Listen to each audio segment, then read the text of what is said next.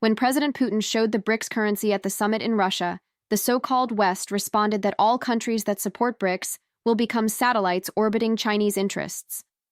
When President Putin announced that M-Bridge would be used for payments among BRICS countries, BIS debates ending project eyed by Putin to undermine dollar.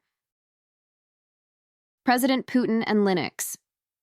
Linux creator Linus Torvalds issued a statement expressing support for the removal of around a dozen Russians from the list of Linux kernel maintainers. Things like this should be the creme de la creme of the West. If you ever wondered why the war in Ukraine lasts so long, how would we actually see the true face of the West? That is the only good thing that will come out of this war. The world would never have had the chance to see the residue, dirty laundry, that was hidden behind Western culture, sports, science, Oscars, Olympic Games, Nobel Prizes, serve only to prove their superiority. Mein Kampf is just an extension of their exceptionality.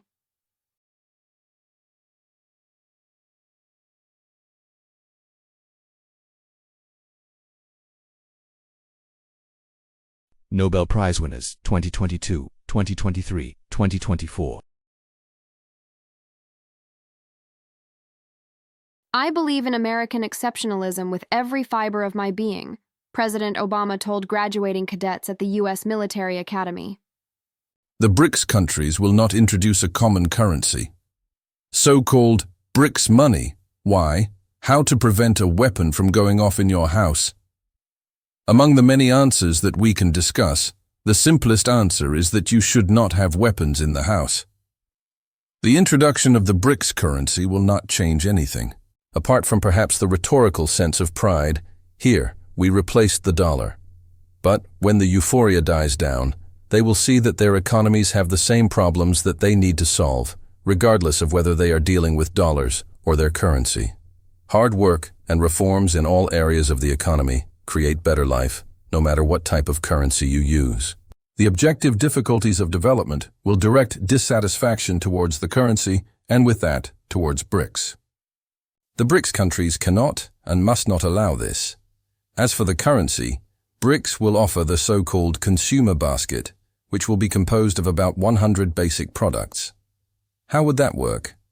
Food and energy will be the basic products, and according to those prices, the prices of other products will be defined.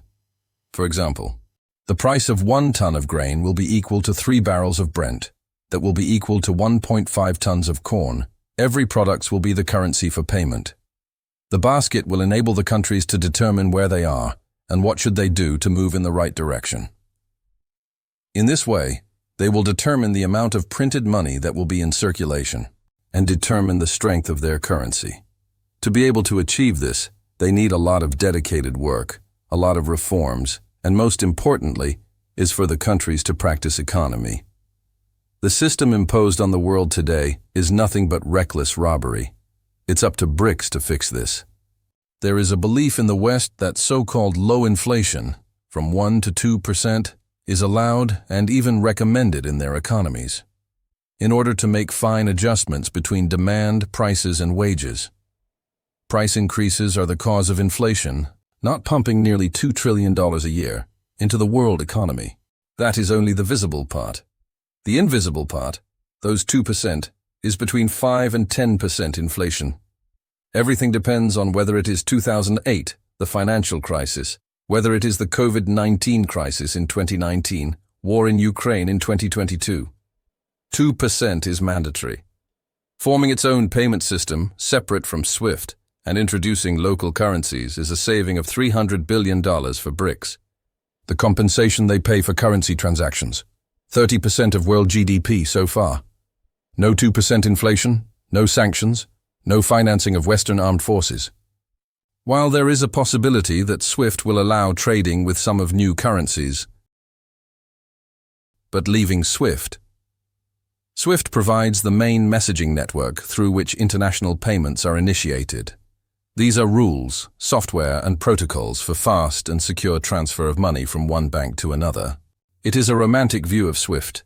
The truth is that our black for SWIFT is actually almost white. In the name of globalism, they buy out local banks and companies as foreign investments and take over the entire payment transaction of a country. From imports, exports, salaries, credit placements, Western banks control everything. And most importantly, the entire revenue from SWIFT services goes to the West. Their service, their banks, their currencies. And how much is that? At least 1% of world GDP, more than $1 trillion. It is not surprising that the USA spends 0.8% of the world GDP on the military, 80% the entire revenue from SWIFT services, which is the total share of the US dollar in transactions and as the world's foreign exchange reserves. Countries that do not belong to the West realize the hard way that by supporting SWIFT, they are financing the war that the West is waging against them.